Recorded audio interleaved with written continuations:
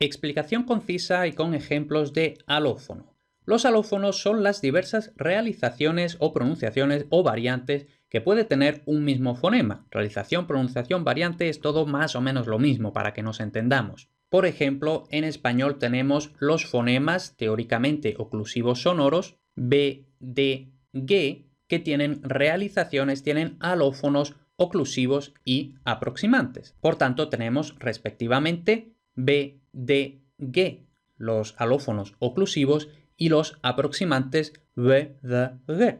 Es decir, cada uno de los tres fonemas se puede pronunciar de dos formas diferentes.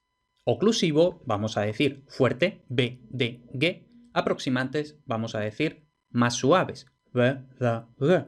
Y ahora estaréis preguntando, ¿cuándo se pronuncian oclusivos? ¿Cuándo se pronuncian aproximantes? Aparecen unos u otros alófonos de un fonema según diversos factores.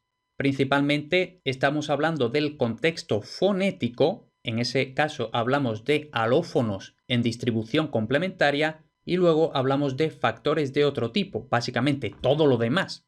Y entonces hablamos de alófonos en variación libre o distribución libre. Empezamos por el primer tipo. Los alófonos en distribución complementaria pueden predecirse por el contexto fonético. Y el propio nombre dice distribución complementaria. Esto de complementaria significa que en el contexto en el que ocurre uno de los alófonos no puede ocurrir el otro alófono y viceversa. Entonces, por ejemplo, el fonema D, como acabamos de decir, tiene el alófono oclusivo D y el alófono aproximante D. Estos dos alófonos tienen distribución complementaria en español. El alófono oclusivo solo aparece tras pausa, por ejemplo en dar, tras L, por ejemplo en falda, o tras N, por ejemplo en funda. Y luego el alófono aproximante va a aparecer en todos los demás contextos, es decir, en todo lo que no sea tras pausa, tras L o tras N. Entonces, esto es la distribución complementaria. Pueden predecirse por el contexto fonético y en el contexto fonético en el que aparece un alófono no puede aparecer el otro. Luego habíamos dicho que tenemos la variación o distribución libre, que es básicamente todo lo que no sea distribución complementaria. Es decir, no depende del contexto fonético, sino de otros factores de tipo diatópico, diafásico, diastrático, etc.